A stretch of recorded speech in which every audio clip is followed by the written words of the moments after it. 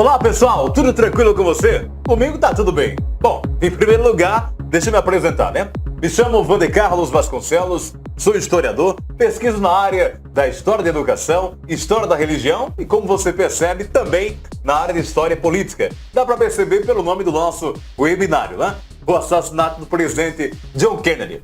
Pois muito bem, além disso, sou também professor da rede privada, da rede particular de ensino aqui na cidade de Caruaru. E é um grande prazer nesse webinário discutir esse tema tão polêmico, tão contestado por muitos historiadores, como o assassinato do presidente Kennedy. Então você que está nos assistindo, seja muito bem-vindo, seja muito bem-vinda. De todo o Brasil tem pessoas agora nos assistindo e eu queria novamente desejar a todos que sejam bem-vindos, bem-vindas, certo? Pessoal de todas as regiões do nosso país, região norte, região nordeste, sul, sudeste, centro-oeste do nosso país. Obviamente que não dá para eu mencionar todos os estados, portanto, você que está deixando aqui sua mensagem, você que está entrando aqui no nosso webinário, seja muito bem-vindo, seja muito bem-vindo, tá bom? Aproveite também esse espaço para fazer sua pergunta, para fazer seu comentário, né, para deixar aí sua consideração acerca desse tema tão cavernoso, assim diríamos, assim tão polêmico como o assassinato do presidente Kennedy, tá bom?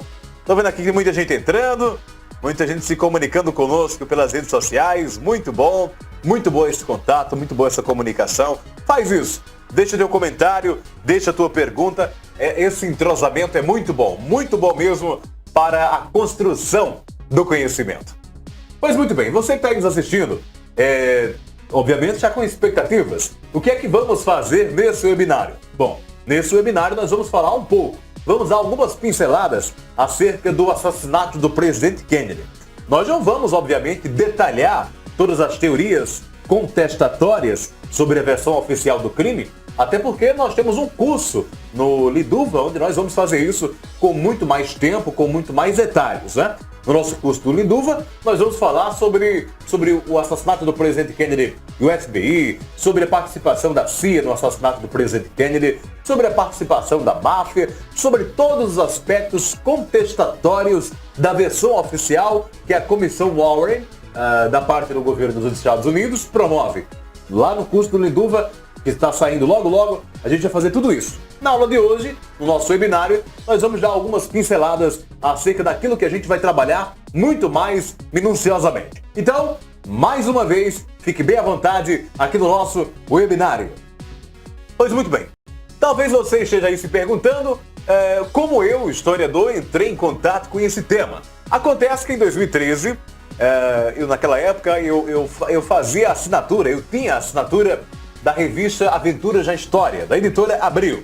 Se você não conhece, mas a editora Abril, ou não lembra, se você não lembra ou não conhece, a editora Abril lança através da revista Aventuras na História temas muito complexos, temas muito bons do ponto de vista da história, né? Temas muito polêmicos, de grande relevância para o estudo historiográfico. E na ocasião, em novembro de 2013, novembro de 2013, estava fazendo 50 anos. 50 anos do assassinato do presidente. Era uma manhã, eu tinha recebido a revista e estava estampado lá na capa 50 anos do assassinato do presidente Kennedy. Foi a vez que eu tomei contato de forma mais direta com o tema do assassinato do presidente Kennedy. Aquela revista colocava em destaque as principais teorias, teses levantadas por historiadores acerca do assassinato. Então, na revista falava-se sobre aquela teoria do assassino solitário, o Lee Harvey Oswald, um de 24 anos, que teria o presidente Kennedy em 63. Falava também sobre a máfia e a sua participação no assassinato, também sobre a CIA, FBI, né? Sobre o pessoal da indústria bélica, os donos das indústrias de armas dos Estados Unidos e as conspirações deles para assassinarem o presidente Kennedy. Então, foi através da revista Aventuras na História que eu tive um contato muito mais direto com o assassinato do presidente Kennedy. Pois bem, daí você pode estar se perguntando, ok, eu tive contato com essa revista aí, pela primeira vez, Aventuras na História, no ano 2013. Mas, diante de tantos assassinatos políticos, diante de tantos crimes políticos, por que o tema do Kennedy foi o que mais me chamou a atenção? Deixa eu coçar meu olho aqui que tá dando uma coceirinha. Pronto. Vê só, por que dentre tantos assassinatos, o do Kennedy foi o que mais chamou a atenção? Simples. Vê só. Ao longo da história, nós tivemos, obviamente, muitos assassinatos políticos, muitos crimes políticos, muitos atentados. Não é? Veja, por exemplo, o suicídio de Getúlio Vargas no Palácio do Catete, no Rio de Janeiro, em 24 de agosto de 1954, como esse episódio é extremamente polemizado pelos historiadores. Polemizado por quê? Para pensar naquela época, como Vargas sofria oposição e, consequentemente, as forças políticas que agiam contra o Vargas. Imagina o DN, imagina as forças políticas e a oposição política do Carlos Lacerda, enfim. E daí o presidente Vargas teria perguntado ao seu irmão, ao seu filho médico, onde ficava o coração, seu filho o disse, e depois ele atira contra o próprio peito, deixa uma carta-testamento, comove milhões de pessoas em todo o Brasil no ano do seu suicídio, em 54, e depois dos anos que se seguiram. Bom, se matou, se não se matou, muitos historiadores contestam isso. Muitos historiadores, obviamente, discutem as incongruências e as oposições políticas que ocasionaram no chamado suicídio de Vargas, levando em consideração até mesmo as forças dos Estados Unidos da América no assassinato de Vargas. Pois muito bem, o assassinato de Vargas não foi talvez o único assassinato, ou o único crime político, ou o único horror político que nós tivemos em termos de catástrofe, ou em termos de conspiração. Não é? Veja, por exemplo, o acidente de trânsito, né, levou à morte o ex-presidente Juscelino Kubitschek no ano de 1976. Naquela ocasião, nós já tínhamos 12 anos de ditadura militar instaurada no Brasil e o Juscelino Kubitschek, ex-presidente, tinha sido uma das forças extremamente polêmicas e contrárias à ditadura militar. Fato é que a exumação do corpo do Juscelino Kubitschek, em 2013, salvo engano, causou ainda muito mais polêmicas entre os historiadores sobre o fato de não ter sido um acidente político, mas ter sido, na realidade, um assassinato orquestrado pelos militares naquela ocasião no Brasil. Além desses dois exemplos que eu citei, nós podemos também comentar o assassinato político do pastor protestante batista e ativista político Martin Luther King Jr. Voltamos uns 100 anos antes do ativista político Martin Luther King ser assassinado, na época que o Abraham Lincoln era presidente. O Abraham Lincoln consegue abolir a escravidão, luta também na Guerra de Secessão, porém, o racismo continua de forma estrutural nos Estados Unidos da América. Eu digo de forma estrutural porque o racismo continuou na forma da lei. Em muitas universidades que brancos estudavam, negros não podiam estudar. Em muitas escolas que brancos estudavam, negros não podiam estudar. Em muitos estabelecimentos comerciais, negros não podiam sequer comprar. Dentro de um ônibus, se o negro estivesse sentado e um branco adentrasse no ônibus, o negro deveria se levantar e ir para o fundo do ônibus. Esses exemplos dão para você uma ideia de como era a opressão contra as pessoas de cor negra nos Estados Unidos da América, sem levar em consideração a violência policial que muitas pessoas negras sofriam em seus bairros. Levando em consideração tudo isso, de forma pacífica, o grande Martin Luther King Jr. organiza a Marcha para Washington, onde nós temos o famoso discurso I have a dream, eu tenho um sonho. Nesse discurso, o grande Martin Luther King Jr. fala que os homens devem ser julgados pelo seu caráter, pela sua conduta e não pela cor da sua pele. Além disso, ele fala também da igualdade dos homens, de que, independentemente da cor, raça ou credo religioso, os seres humanos eram todos iguais. Esse discurso desperta grande ira na extrema-direita dos Estados Unidos e no próprio FBI. Isso porque John Edgar Hoover, diretor do FBI, acreditava que Martin Luther King Jr. era comunista. John Edgar Hoover, diretor do FBI, também tinha medo de que Martin Luther King Jr. continuasse a liderar muito mais pessoas a ponto de o FBI não ter mais controle sobre a situação. Muito bem, em 1964, as leis de direitos civis são aprovadas já no governo de Lyndon Johnson e 4 anos depois, o Martin Luther King Jr. é assassinado de forma cruel e covarde por um supremacista branco. Historiadores acreditam que o assassinato de Martin Luther King esteve ligado também ao FBI. Isso porque o supremacista branco que assassinou Martin Luther King em abril de 1968 tinha ligações com o FBI.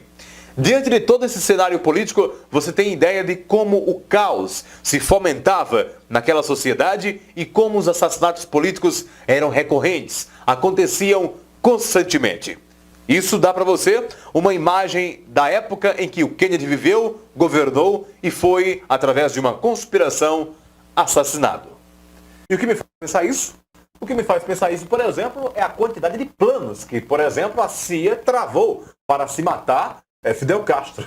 Foram mais de 600 planos da CIA para se assassinar o ex-líder revolucionário e ditador de Cuba. E, embora todos esses planos tenham sido pensados, o Fidel Castro tenha morrido de causas naturais. Obviamente que o caso Fidel Castro foram conspirações que não deram certo. Muitos outros planos da CIA foram muito bem executados. O que muitos historiadores discutem até a própria morte do Che Guevara. Não é? Pois muito bem. Vamos agora pensar aqui sobre o caso do ex-presidente Kennedy, o ex-presidente dos Estados Unidos da América. Kennedy governou os Estados Unidos de 1961 a 1963. O seu mandato terminaria em 1964. Na ocasião, quando ele foi assassinado em Dallas, no Texas, 12h30, na Praça Dealey Plaza, o presidente Kennedy estava fazendo campanha para a reeleição. No ano seguinte, ele iria tentar a reeleição. E por que ele estava em Dallas? Bom, no sul dos Estados Unidos da América, o presidente Kennedy não tinha tanto apoio político assim, certo? Na realidade, ele até chegou a perder, em termos de votos, em alguns estados sulistas nos Estados Unidos da América. E Dallas era uma cidade que, obviamente, Kennedy precisava angariar muitos votos. Por isso que foi feito esse trajeto presidencial, foi feito esse desfile presidencial, visando aí as eleições de 64. Pois muito bem, eu queria pensar junto com você, convido você a pensar comigo, em termos de a versão oficial dos Estados Unidos da América sobre o assassinato do presidente Kennedy. Preste bem atenção. A versão oficial é a seguinte: um jovem sociopata de 24 anos, chamado Lee Harvey Oswald, ex-fuzileiro naval. Esse cara teria atirado do seu prédio, do prédio onde ele trabalhava, o 6º andar do depósito de livros escolares no Texas, certo? Que ficava na cidade de Dallas. Inclusive, esse prédio fazia parte do trajeto presidencial por onde Kennedy passou. Pois bem, do 6º andar, Lee Harvey Oswald teria disparado 3 balas. Essas 3 balas, 2 delas atingiram a limusine presidencial e, consequentemente, Kennedy. Pois bem, essa é a versão oficial. Eu vou detalhar só um pouquinho, porque obviamente eu vou detalhar muito mais no nosso curso do Lidova. Presta atenção aqui comigo. De acordo com a versão oficial, Lee Harvey Oswald era um jovem que queria chamar a atenção.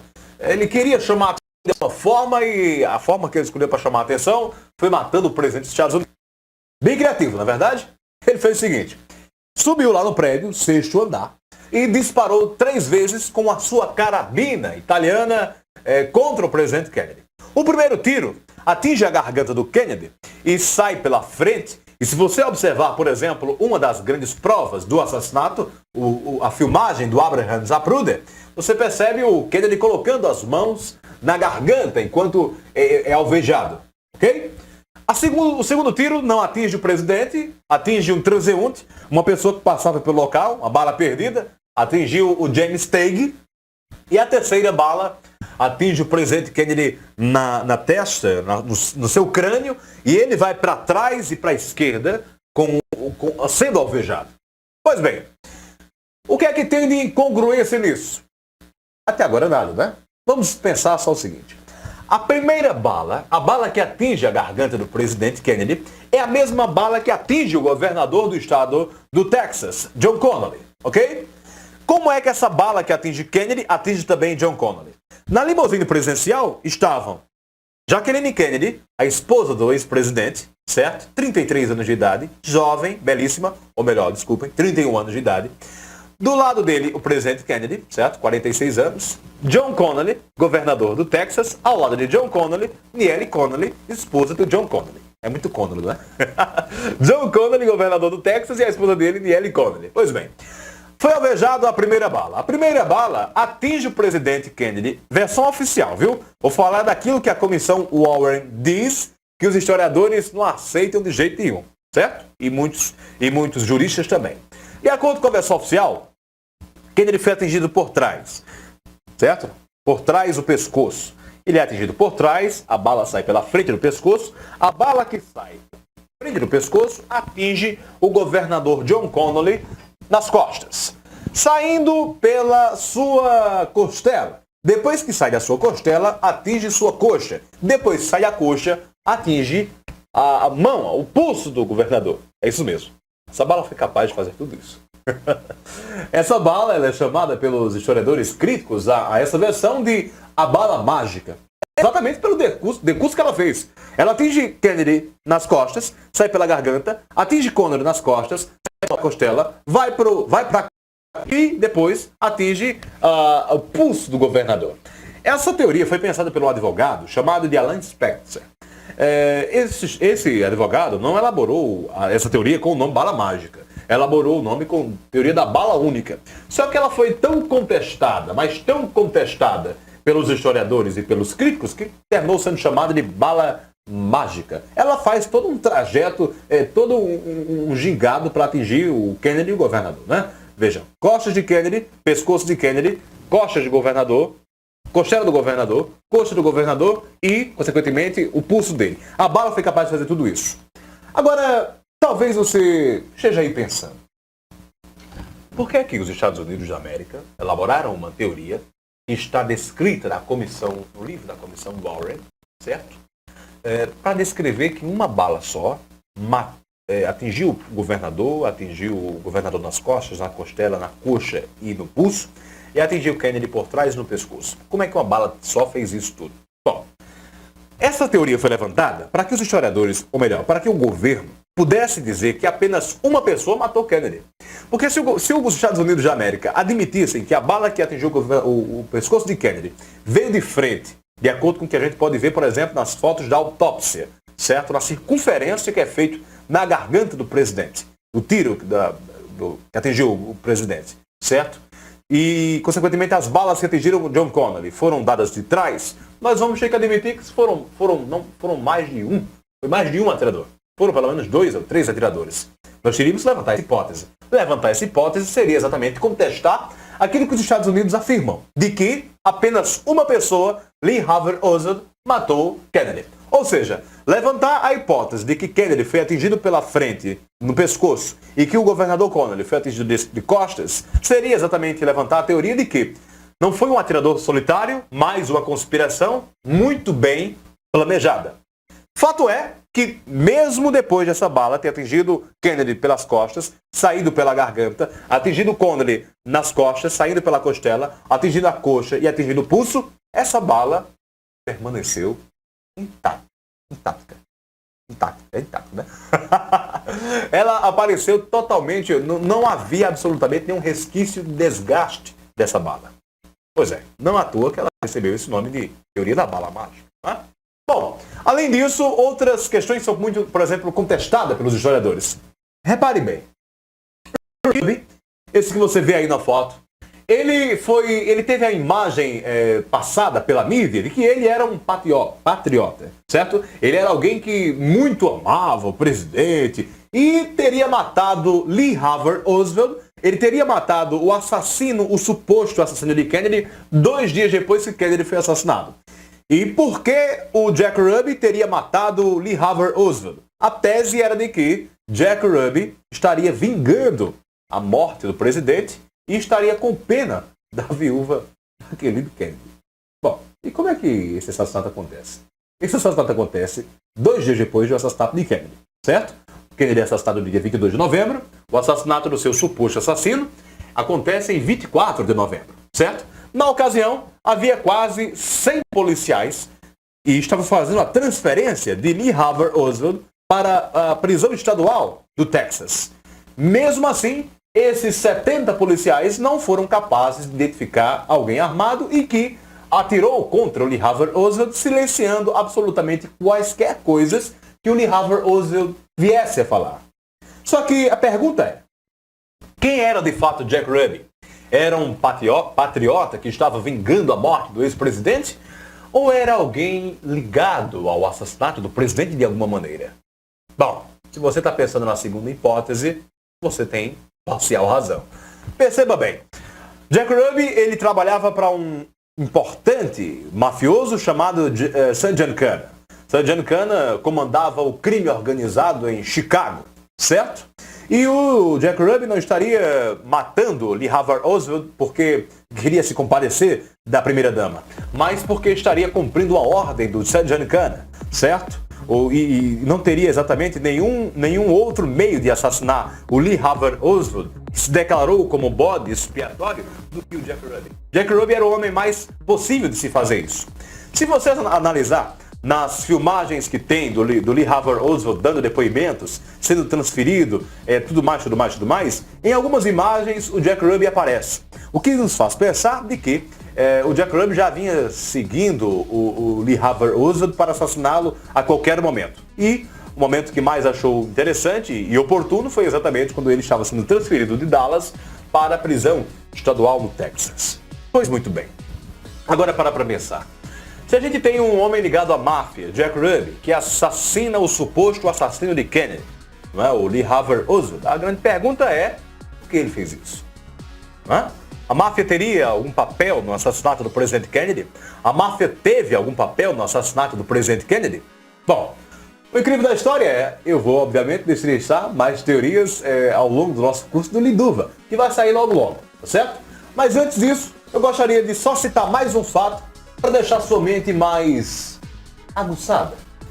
Repare bem, acontece que no trajeto presidencial, o Kennedy deveria, a limusine presidencial passou pela Main Street, nome bonito, né? Main Street e virou, certo? Fez uma curva para Dealey Plaza, a praça onde o presidente Kennedy veio a óbito, a praça onde ele veio a falecer. Né? Todos eles veio a falecer, mas obviamente o laudo médico só foi dado meia hora depois no hospital de Parkland. Preste bem atenção aqui. Nesse trajeto presidencial, obviamente que os agentes do serviço secreto estavam em um outro veículo, no veículo que estava atrás do veículo do presidente, certo? De acordo com os historiadores Bill Walray e Martin Ducard, no livro Os Últimos Dias de John Fitzgerald Kennedy, esse livro que você pode ver, esse livro tornou-se best-seller, vendeu mais de 2 milhões de cópias, porque inclusive esses autores foram consagrados, porque eles escreveram outro livro falando sobre o assassinato de Lyndon Johnson. Pois bem, nesse livro aí, Bill Walray e Martin Ducard falam de que os agentes do serviço secreto teriam recebido a ordem de que deveriam ficar atrás, certo, do carro do Kennedy, e não na frente do carro do Kennedy, e até mesmo no próprio carro do Kennedy, o protegendo. E de que essa ordem de que os agentes do serviço secreto deveriam ficar atrás teria vindo do próprio Kennedy. Bom, acontece o seguinte. Acontece que, de acordo com as testemunhas oculares que estavam presentes no dia do assassinato, Kennedy jamais teria dado essa ordem. Fato é que os seus agentes estavam atrás do seu carro, que no momento em que o Kennedy é alvejado, certo, na cabeça, a sua esposa, Jacqueline Kennedy, ela vai pegar parte do cérebro do seu esposo e o agente Clint Hill pula imediatamente tentando proteger a primeira-dama. Não é? Clint Hill, inclusive, ele é uma das pessoas que participaram desse evento do assassinato do presidente Kennedy, participou como, obviamente, testemunha ocular, não é? E testemunha esse fato, ok? Pois muito bem. Tudo isso que eu acabei de dizer para você, por exemplo, não é contestado pela Comissão Walray. E a Comissão Walray foi a comissão responsável por investigar e julgar o assassinato do presidente Kennedy um ano depois.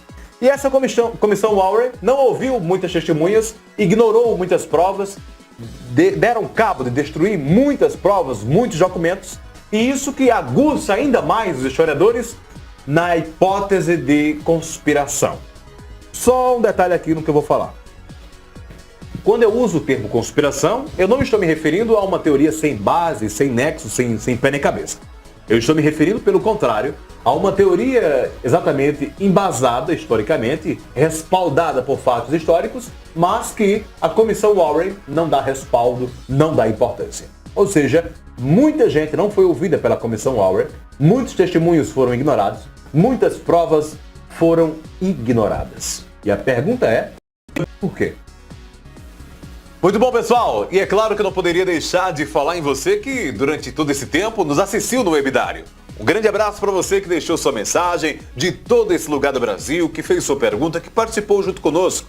Obviamente que, infelizmente, eu não poderia falar em todo mundo, mas você da região norte, nordeste, centro-oeste do país, que falou conosco, nosso grande abraço. Muito obrigado mesmo. E claro que, se você é um amante da história, se você é um amante de direito penal, criminologia, sociologia, enfim, se você gosta das ciências humanas e gostou do nosso curso, compartilha com teus amigos, compartilha com teus familiares, compartilha com aquela pessoa que você sabe que também vai gostar. É muito importante essa troca de conhecimentos e, é claro, eu conto com você. Além disso, eu gostaria de convidar você a assistir o nosso curso que em breve vai sair, o curso do Liduva, o assassinato do presidente Kennedy. Lá nós estaremos falando pormenorizadamente, detalhadamente da relação da CIA e o assassinato do presidente Kennedy, relação da máfia e o assassinato do presidente Kennedy, relação dos donos das indústrias de armas, do crime organizado, da máfia e as suas relações